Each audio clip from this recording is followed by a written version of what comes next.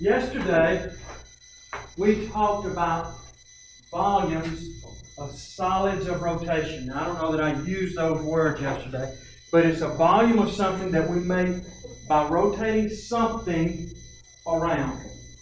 Okay? Now, tell me, what did we come up with yesterday as our kind of a base formula for that? Can you remember? I Mm-hmm. integral Mm-hmm. the formula squared. Okay.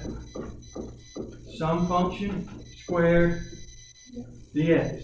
All right, now, and we got there from a basic geometry formula. And what was that basic geometry formula? You remember? Is the area, volume of the cylinder. Volume of the cylinder, pi r squared h. So this dx is acting like our h, and we're okay with that because dx means an incremental change, and by integrating, we're taking care of those incremental changes. And this function here is the radius. It's how far we are from whatever we're rotating it around, okay? And we did that with several problems yesterday. And I did not have this yesterday. I couldn't get it to work, but today I wanted to show you. This is the curve we started with yesterday, x squared from 0 to 1. And this is actually what this looks like when we rotate it around. So this is, it's kind of a cone-shaped feature that you've got here that you can see. So that you can see that there's got to be volume to it there. All right? Now, I have a question for you. What if we rotate that thing around the y-axis now? Okay? So we're not going to rotate it this way into the board. We're rotating it around, out of the board, around my head, and back into the board. So here's the shape of that. If I can select it down here. This writing is so small. Here's the shape of that.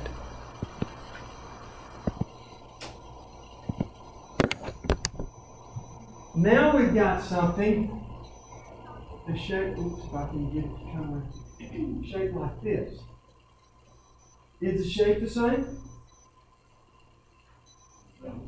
Not exactly. It's kind of close in this case, but it's not exactly. The shape is close to the same. So, if the shape's different, do you think the volume's different? So, if the volume's different, the formula ought to be different. Would you agree? So, let's go back over to our notes here, and let's see if we can kind of come up with that. This formula right here was when we rotated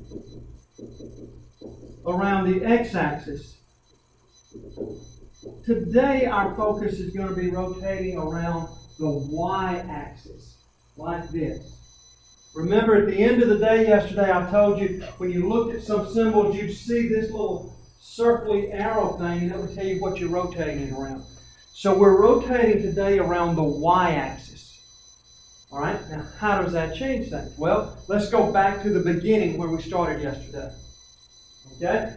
We said that to do this, what we're really doing is we're taking little bitty slivers of this thing, and we're making little rectangles, and we're rotating that rectangle around. So in this case, this rectangle that I've just drawn, we're going to pull it out of the board and then go around, and we're going to get a cylinder. So the cylinder, formula again for cylinder is pi r squared h. Well, let's see. So then, just like yesterday, we need to convert that into integration somehow. What's that going to look like integrating? Well, it's going to be integrating. Does everybody agree we can probably put the pi out in front, just like we did yesterday? The question is this r squared and this h. H stands for how tall the disk is. H is this amount right here. How tall is that thing? Before, we converted that to dx. Now let's just take a moment and look at what that looked like. When it was before, we were doing this type of cylinder, the red here, and we said this distance was the height. So how would you find out? If I asked you to find this distance right here, how would you find that distance? That actual distance right now, what would you do?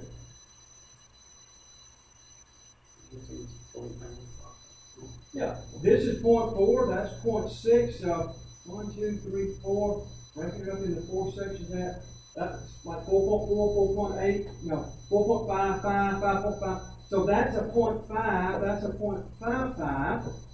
You subtract them and find out that it's 0.05, is that how tall that is? Okay? So what does that lend itself to be over here? How high is that? It's 0.05. What kind of numbers are those? Are those X's or Y's? These are Y values, right? 0.5 is how tall, how high above the X-axis. These are Y values. So now we're integrating dy. We're rotating around the Y-axis, so we're integrating with respect to Y now. Okay, now that should trigger lots of bells for you, okay? If this is Y, what does that tell you about everything else? We've got to be in terms of Y, okay? So, the radius. Remember we talked about the radius. The radius is how wide the rectangle is. So, how far is it from here over to here? How would you figure that out? What? It's X, but we can't put an X there, can we? Would everybody agree that this distance here is X? Because it's how far we come out to the left there, so it's an X distance, but we can't put X there.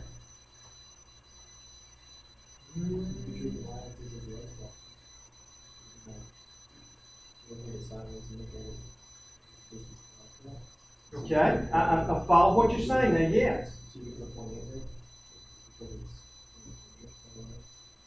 Okay, so do y'all understand what he's saying? Well, if you think of this as the X and this is the Y and reverse it, then you got, and that's right.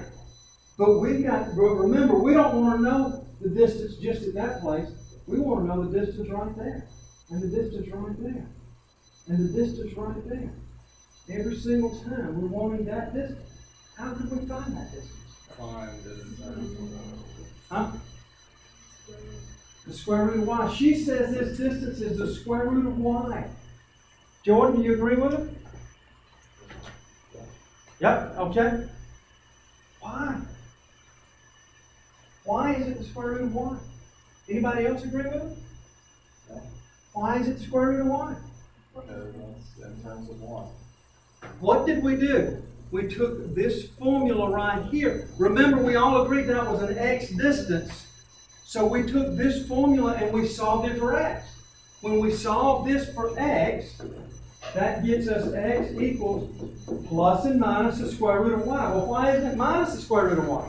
Because square, because in the formula you're going to square it, so. Doesn't really matter in that respect. But it is the positive square root of Y. How do we know it's the positive square root of Y and not the negative square root of Y? By looking at our graph. It's a distance. Well, how do we know that this graph is representing the positive square root of Y? It's above the x-axis.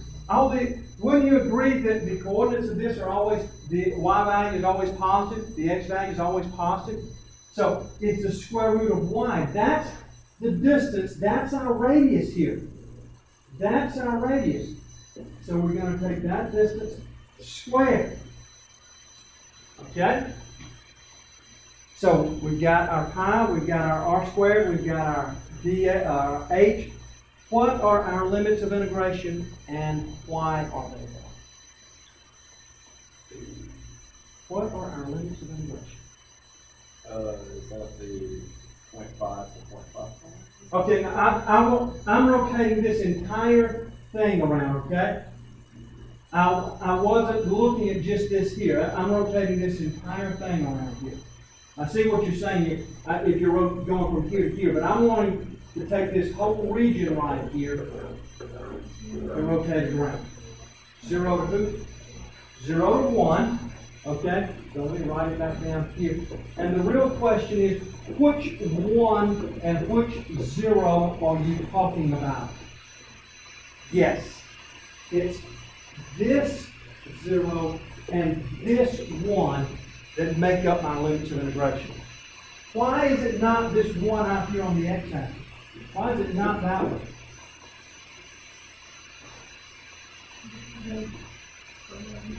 Yes, everything we're talking about here is in terms of y, so our limits of integration have got to be in terms of y.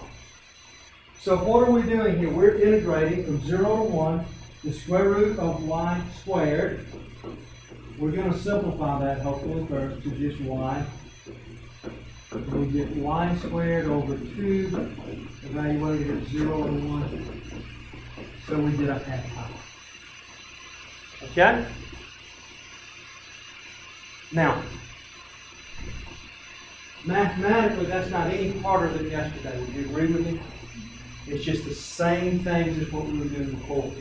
The difference is you've now got to be careful that you know which axis we're rotating something like. If we're rotating something about the y-axis, then it's going to be integrating with respect to y, and everything's got to be talking about your y. If we're integrating around the x-axis, then everything's going to be integrating with respect to x, and all your numbers have to refer to x numbers. Let's look at the next problem here. Find the okay. This is just the basic formula. Okay. So just like we did yesterday, we wrote down what's the formula. It's pi. It's integrating. What's special about it about the y-axis? What's different? dy. That's right. And this is a function. I'm still going to call it r, but it's a function in terms of y squared. So we've still got pi r squared h. We're still solving the same thing. Okay? So let's take another problem and see if we can do something. Okay? Set up and evaluate the integral that gives the volume of the solid formed by revolving the region around the y-axis. So write down write up the integral. I don't want you to actually do it out, but write up the integral for that one there.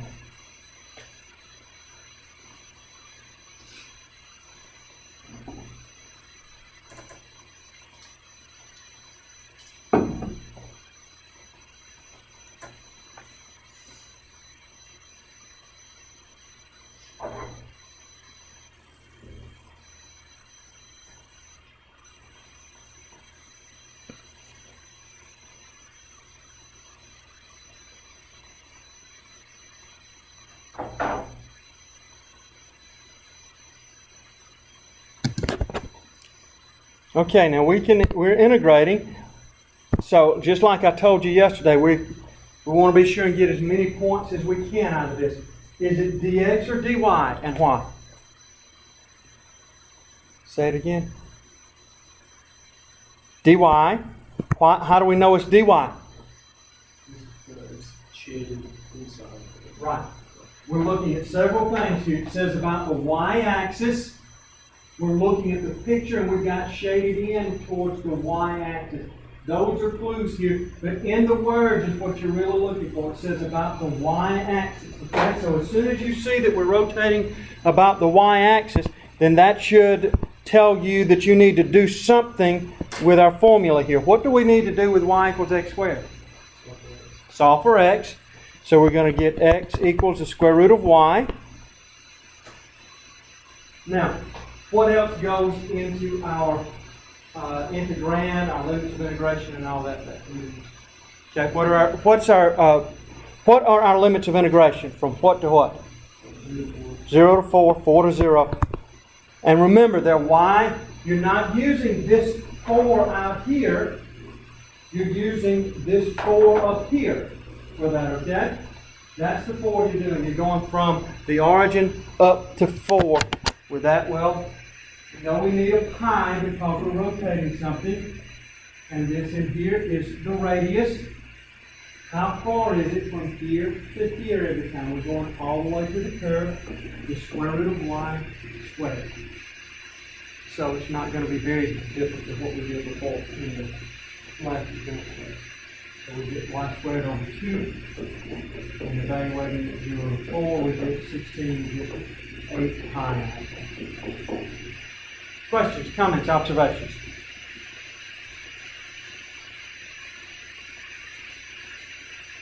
Now, what changes in this problem if I am going to do about the x-axis instead?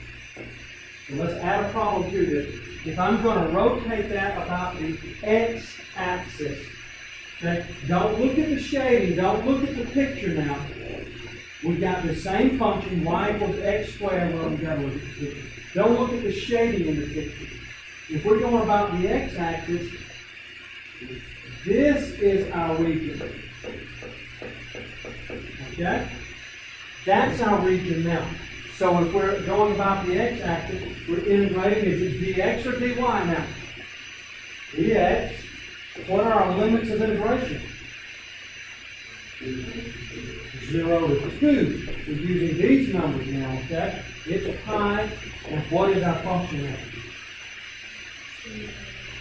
X squared squared. And you're going to keep seeing me write it down that way so you'll know that you got it. Don't forget to square whatever's in there. Totally different answer there. All right, so you see how confusing this could get based on how closely you're paying attention there. All right, let's look at a couple more there. Square root of 16 minus x squared. That's our picture. Write up the integral. Write up the integral. Do not do it, but just write up the integral.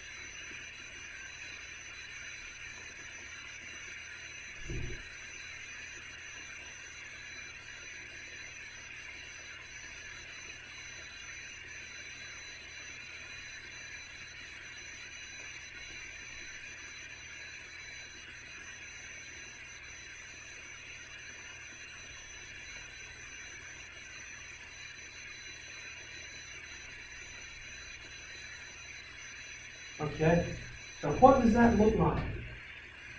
dx or dy? Dy. Not x, not x. Dy. Limits of integration? 0 to 4. Function? Square root of 16 minus y squared. And boy, that sounds funny, doesn't it? All squared. Because that's kind of looks like you just swap the y and the x, but that's exactly what you get. You got to solve it. Y squared equals 16 minus x squared. You want to get so the y squared is y squared. Whoa! Did not want to do that. Sorry about that. Y squared minus 16 equals negative x squared. Then negative y squared minus 16 equals x squared. So x is the square root of 16 minus y squared. So that is right. 0 to 4, 16 minus y squared, and we've got a pi out in front of all of it. 0 to 4, 16 minus y squared, square root of it, squared, dy. Now, if you integrate that integrates pretty easily because the square root of the square is going to fall off. But let's say that's something that's hard to integrate. How would you do that on your calculator? Do you have any idea? How would you do this on the calculator?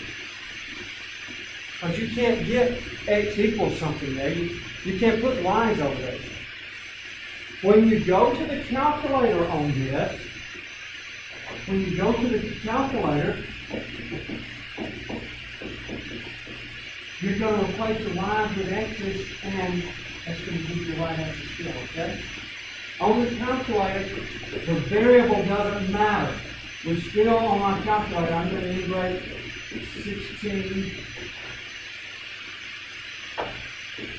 minus x squared dx. That's how I'm going to integrate on my calculator, and I'm still going to get the right answer, okay? Questions about this? What shape is this thing?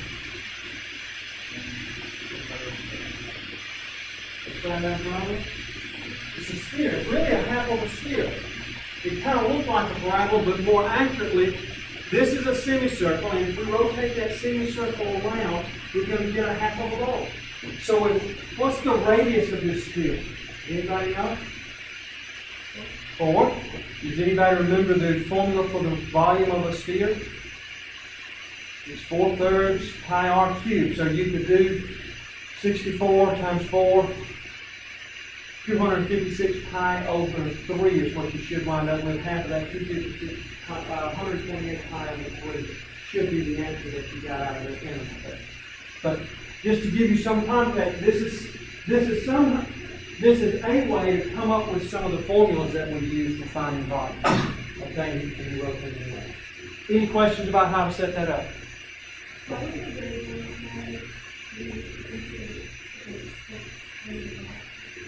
Alright, because why does the variable not matter when you integrate? Because the variable is just a placeholder.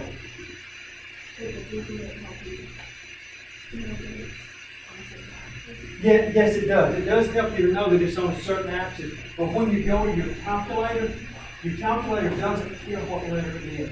For example, we've done this before. You've had intervals where you were integrating 3p plus 7, or something like that on your calculator. You didn't go and change the x to p, so it doesn't matter what the letter is that you put in. All right, let's see if there's anything interesting here. I don't think so. Wow, that's interesting, because how on earth are you going to solve that for y? Y equals x to the 2/3. And you've got to solve that for x. Do you agree that you got to solve that for x? How do you do that?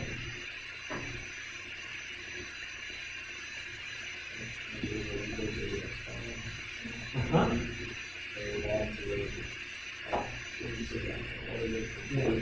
Freehand. So, if I'm looking at that, I've got to undo both of those things. A long way of doing that is, well, how do I undo squaring something? I square root it. I'm going to take the square root of both sides. So I get the square root of y equals x to the 1/3 power. Because the square root is squared. And how do I undo the 1/3 power? I cube both sides. So that gives me y to the 3/2 equals x. So my function that I'm integrating is y to the 3/2 squared dy, and my limit is going to go from 0 to 1. Don't forget the pi out. Y is not that much more complicated than x. You're still doing the same thing. You're still pi r squared h is your formula. You're still rotating something around. You're still integrating. The only difference is now it's sometimes y, sometimes x. As long as you pay attention, you can find it.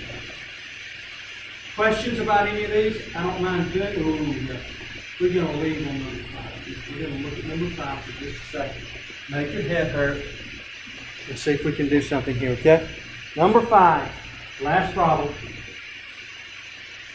Now, dx or dy? dx. How do we know dx? Thanks on the picture. Yeah, we've got this lovely blue arrow right here. Lovely blue arrow. What's different about this one? It's not bound by the That's right. We aren't bound by the axis here always. It's gonna go to the top, minus bottom, something like that. Gotta do something, doesn't it, okay? Everybody agree that this has gotta look different. Now, I have not found anything that can figure out that can draw what this is gonna look like, on the board here. So, which curve is this top one, if you will? The one furthest up. Is it x squared or x to the fifth? X squared. So x squared is on the top and x fifth is on the bottom. Before we do the math, can you visualize what this shape would look like if we rotated it around the x-axis? Or better, can you visualize how to make this shape?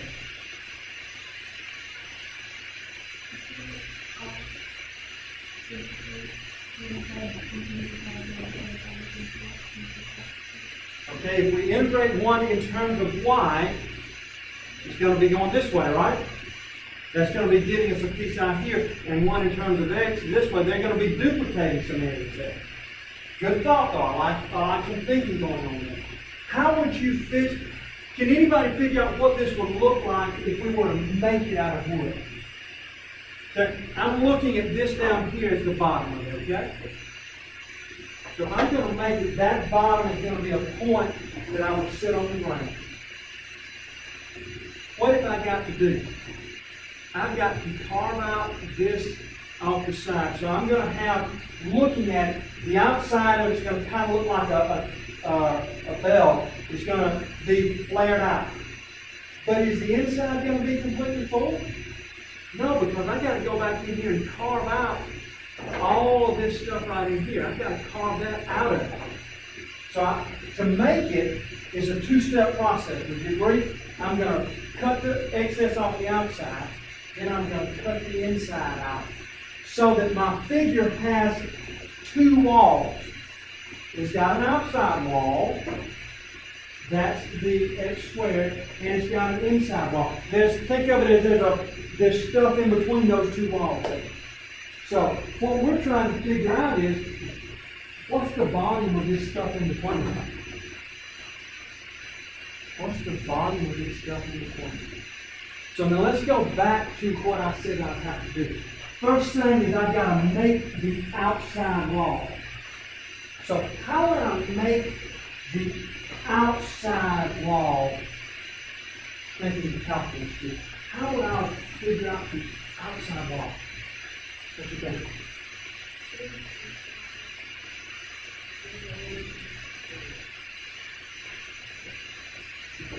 X squared, 0 to 1 pi. Very good. Keep going.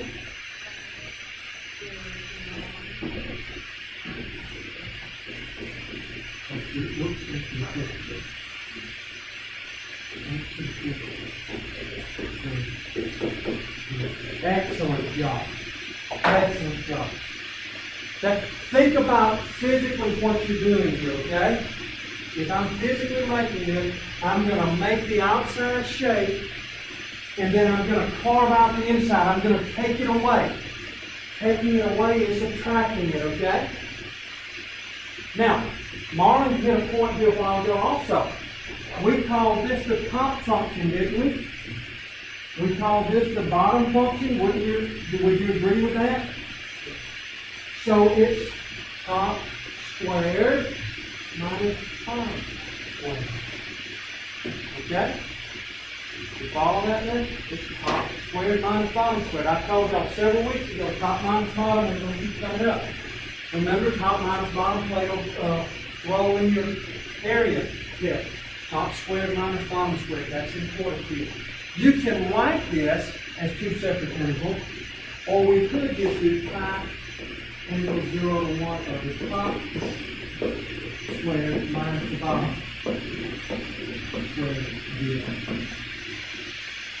And we're going to touch more on that tomorrow, Friday?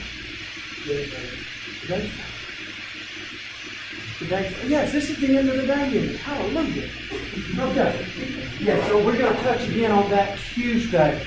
So don't let your mind get too bogged down with, oh, God, I was a day behind and I was behind. Oh, my goodness. Woo! I wake up now. Okay. You should have some homework that you're working on with this stuff. You should have questions. I thought about that for this morning. I haven't heard anybody ask any questions about the forum questions. So I hope that means you're finding them easy and not that you haven't done them. I haven't looked at them yet. So you need to get your forum questions done. You need to work on your FRQs. You should have lots of things that can be keeping you busy right now. So I'm going to let you keep working and stop talking.